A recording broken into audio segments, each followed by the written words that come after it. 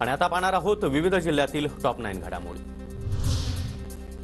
वाशिमच्या अमानवाडीमध्ये रात्री वादळी वाऱ्यामुळे रेल्वे क्वार्टरमधील घरांचे पत्रे उडून नुकसान, तर पत्रे उडाल्याने अनेक कुटुंबांना घराबाहेर काढावी लागली रात्र।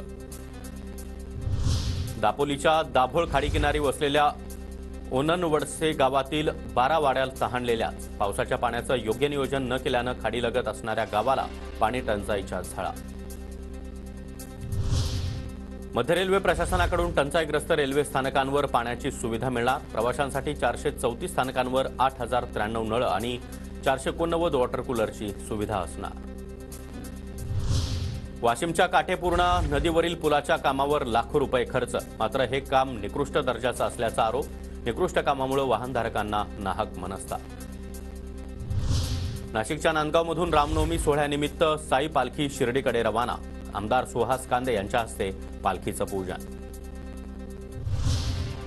सोलापूरच्या माढ्यातील पापनस गावच्या शेतकरी पुत्राची पोलीस उपनिरीक्षकपदी निवड। आकाश जाडकर असं या शेतकरी पुत्राचं नाव। गावकऱ्यांनी वाजत गाजत घोड्यावरून काढली मिरवणूक।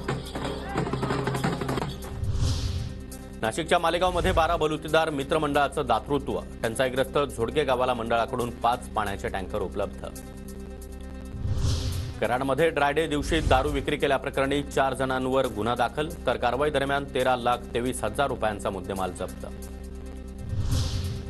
मामाच्या घरी राहण्यासाठी आलेल्या एका 16 वर्षीय मुलीच्या अपहरणाची शंका। गोंदियाच्या अर्जुनी मोरगावमधील कनेरी केशोरी इथून मुलगी गायब। पोलीस ठाण्यामध्ये गुन्हा दाखल।